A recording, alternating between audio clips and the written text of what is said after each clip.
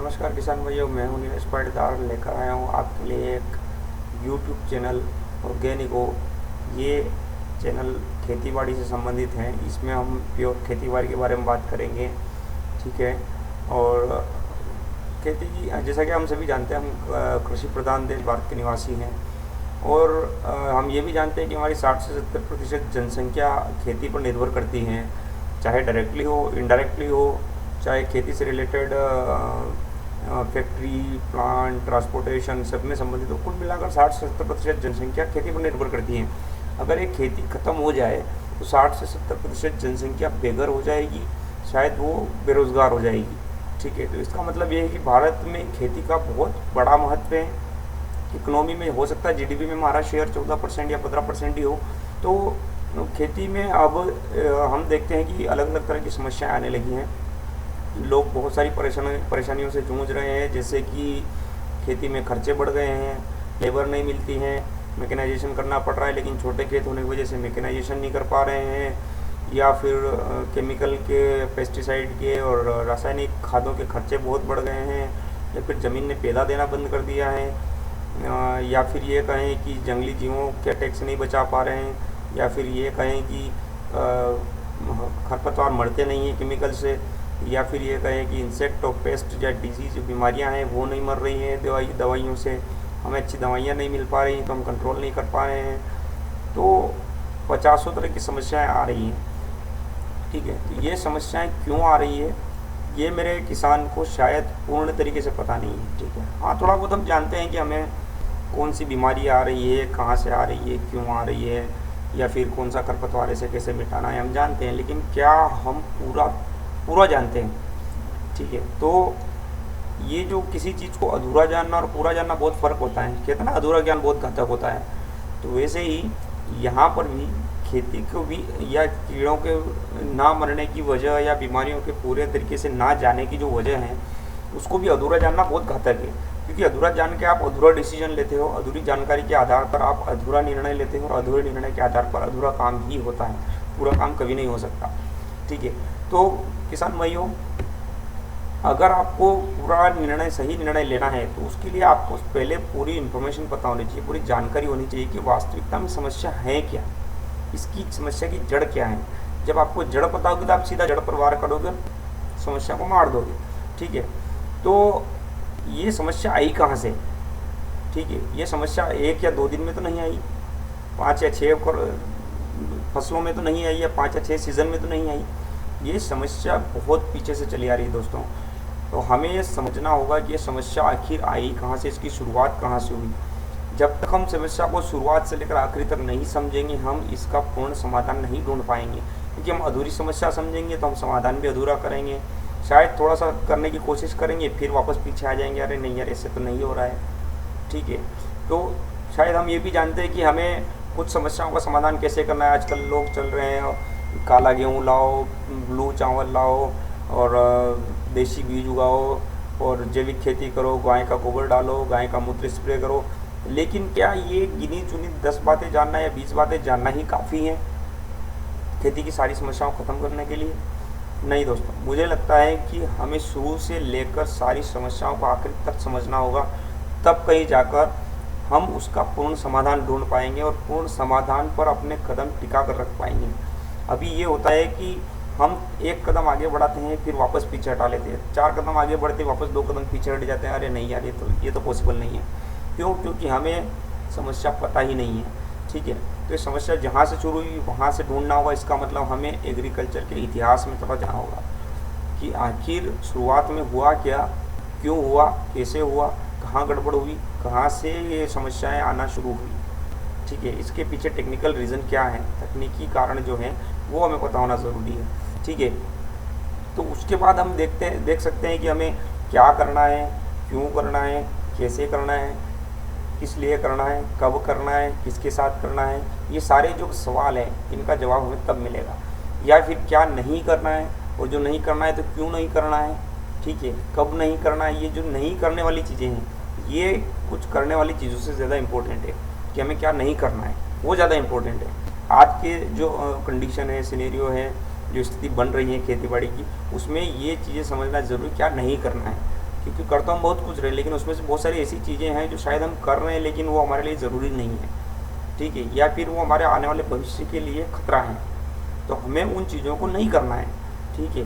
तो हमें समझना होगा शुरू से लेकर आखिरी तक, आज तक कि अभी तक क्या हुआ है, फिर आप खुद डिसीजन ले पाएंगे अब आगे आपको क्या करना है, ठीक है दोस्तों। तो हम शुरुआत करते हैं हमारे इतिहास से लेकर, ठीक है, मशीनों के मशीनीकरण, आधुनिकरण, हरित क्रांतियाँ, हम सबके बारे में देखेंगे, सबने हमें क्या दिया, हमसे क्या लिया, हमने क्या खोया, हमने क्या पाया, हमें सब कुछ शुरू से लेकर आखिरी तक जानना होगा। तो हम शुरुआत करते हैं, इसमें हम दो चीज़ों के बारे में जानेंगे। पूरा विषय जो है हमारे आज के वीडियो का, उसमें दो बड़े विषय हैं। पहला है इतिहास, जिसमें हम मानव इतिहास थोड़ा सा एक पेज में देखेंगे। उसके बाद प्राचीन भारतीय कृषि, जैसा कि हम कृषि के बारे में सब कुछ जानना चाहते हैं तो प्राचीन भारतीय कृषि के बारे में देखेंगे। पहले हमारे पूर्वज जो आज से हज़ारों साल पहले खेती बाड़ी कैसे किया करते थे, या उनका खेती के बारे में नॉलेज क्या था, उनका ज्ञान क्या कहता था, उसको हम थोड़ा सा समझेंगे। उसके बाद विश्व कृषि, जो आधुनिक कृषि जो पूरे विश्व में चली आ रही है, जिसको लोग जानते हैं, आज हम इतिहास में पढ़ते हैं, हम उस कृषि के बारे में जानेंगे। उसके बाद हम मशीनीकरण के बारे में जानेंगे, क्योंकि मैकेनाइजेशन बहुत ज़रूरी हो चुका है आजकल, ठीक है। तो मैकेनाइजेशन की शुरुआत कैसे हुई, कहाँ से हुई, क्या हुआ, इसको छोटे से संक्षिप्त में हम समझेंगे। उसके बाद हम हरित क्रांति को समझेंगे, जो कि विश्व के इतिहास में एक बहुत ही बड़ा बदलाव था। कृषि के इतिहास में, विश्व के बिजनेस में एक बहुत बड़ा ऐतिहासिक कदम था हरित क्रांति, बड़ा बदलाव लेकर आया था हरित क्रांति, ग्रीन रिवोल्यूशन जिसे कहते हैं। तो उसको हमें डिटेल में समझना चाहिए। उसके बाद हम आते हैं, ये मशीनीकरण और हरित क्रांति जो है, ये था मॉडर्न एज ऑफ एग्रीकल्चर, ठीक है। ये मॉडर्न एज ऑफ एग्रीकल्चर जो अभी भी चल रहा है, इसमें वो कुछ और मॉडर्नाइजेशन हुआ है, उसके बारे में समझेंगे। उसके बाद हम दूसरा पहलू आएंगे, कृषि के घातक, आधुनिक कृषि के घातक प्रभाव, ठीक है। जो आधुनिक कृषि हमने की, उसके हमें क्या क्या घातक प्रभाव देखने को मिले, कहाँ कहाँ पर मिले, मिट्टी पर, पानी, हवा, प्रकृति, कृषि और मानव पर, ठीक है। जब आप इन सबको समझ लेंगे तो आप अपने आप समझ जाएंगे कि समस्या की जड़ क्या है, समस्या कहाँ से आ रही है, और समस्या का निवारण हमें कैसे करना है। तो जिस निवारण पर आप कदम रखोगे उस पर आप वापस पीछे नहीं हटोगे, ये मेरी गारंटी है। क्योंकि अभी आप निवारण की तरफ एक कदम बढ़ाते हो और फिर वापस पीछे हट जाते हो, क्योंकि आपको समस्या पूरे तरीके से पता नहीं है। जब आप इन सारी चीज़ों को इस ढंग से समझ लोगे, इस वीडियो को आखिर तक देख लोगे और सारी समस्याओं को जान लोगे, बार बार वीडियो को रिवाइज करके मैं गारंटी देता हूँ, आप देखोगे कि अरे ये समस्या मेरे यहाँ है नहीं। हो सकता है आज आपके खेत में आप जाते हो, आपको एक ही समस्या दिखती हो, लेकिन क्या पता वहाँ पर शायद 10 समस्याएं हो जो आपको नहीं दिख रही हो, लेकिन इस वीडियो को देखने के बाद आपको वो समस्याएं भी दिखेगी, ठीक है। हो सकता है आपको कोई चीज़ इम्पोर्टेंट या उपयोगी बताकर आपको कहा जा रहा हो कि आप इसका इस्तेमाल करो या यूज़ करो या ऐसा करो, कोई भी काम आपको बार बार करने को कहा जा रहा हो और आप कर रहे हो, लेकिन क्या पता वही आपकी सबसे बड़ी समस्या हो सकता है ऐसे हम कई काम कर रहे हो हमारी खेती में जो हमें नहीं करने चाहिए, ठीक है। या हो सकता है ऐसे हम बहुत सारे नहीं कर रहे हैं जो हमें करने चाहिए। हमें बहुत सारी चीज़ें समस्या की तरफ बताकर समझाई गई हो, लेकिन वो समस्या ना हो, वही हमारा समाधान हो, ठीक है। तो दोस्तों बने रहिए शुरू से लेकर आखिरी तक। आपको मैं विश्वास दिलाता हूँ, आज सारी की सारी समस्याएं मैं आपके सामने रख रहा हूँ। इसके बाद आज के बाद जब भी आप खेत पे जाओगे, खेत पे जाकर अगर आप इस वीडियो को ढंग से देखते और समझते हो, तो खेत पे जाने के बाद आज के बाद आपको एक नहीं वहाँ पर 10 समस्याएं दिखेगी, और जब सारी समस्याएं दिखेगी तो आप एक के बाद एक का समाधान करोगे। क्योंकि आज आपको एक ही समस्या दिखती है, एक ही का समाधान ढूंढते हो, तो फिर दूसरी आ बैठती है।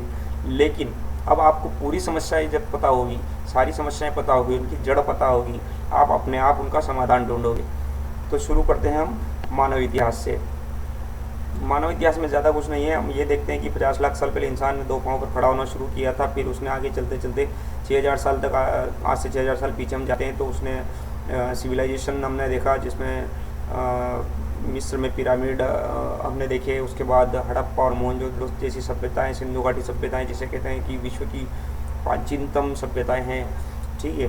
तो ये एक छोटे से पेज पे आप मानव इतिहास को समझ सकते हैं।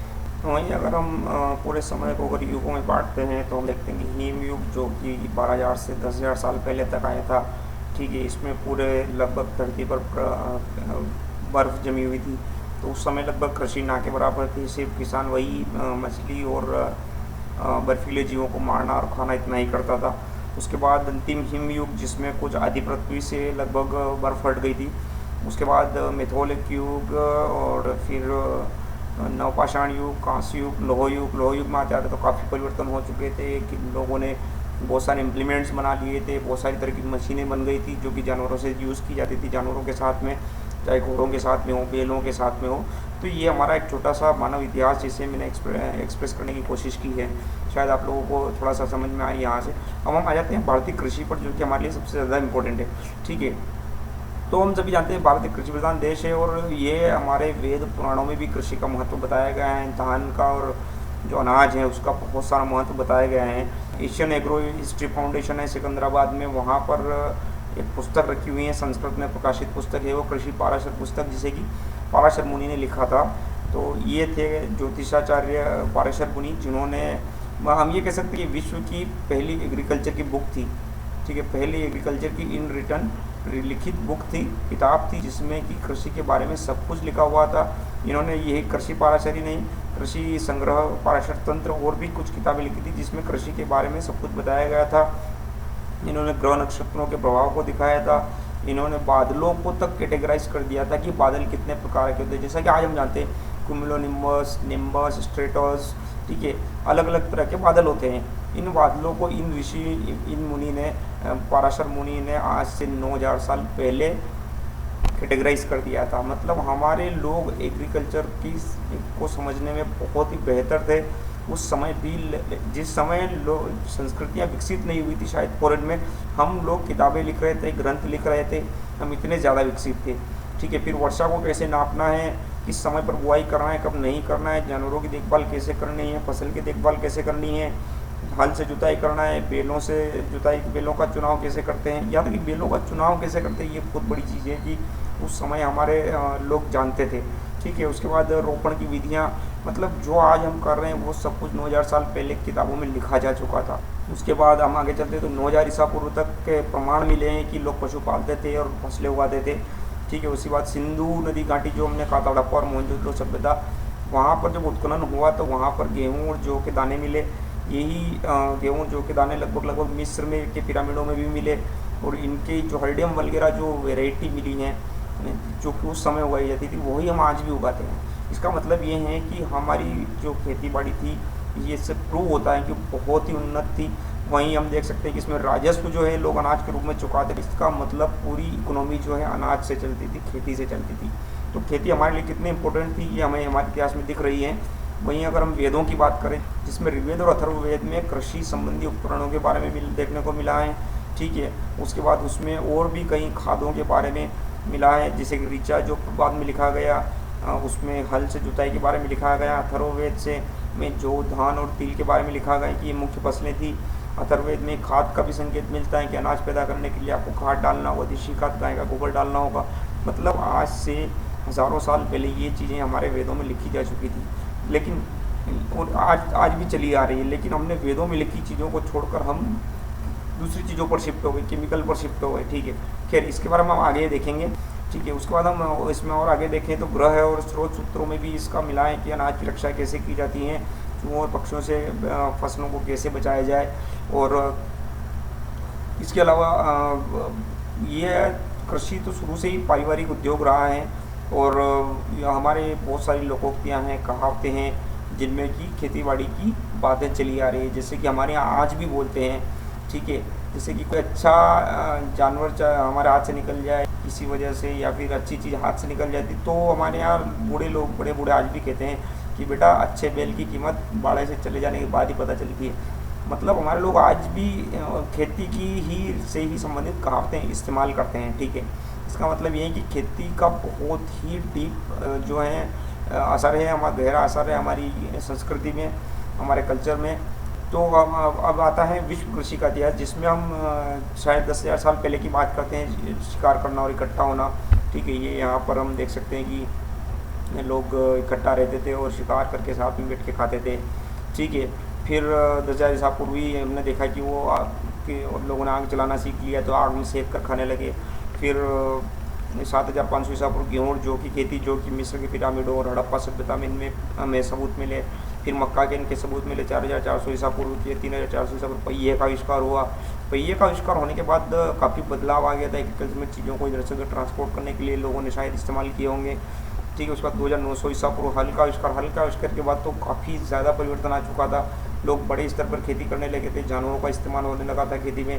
2200 ईसा पूर्व चावल की खेती और 1500 ईसा पूर्व गन्ने की खेती।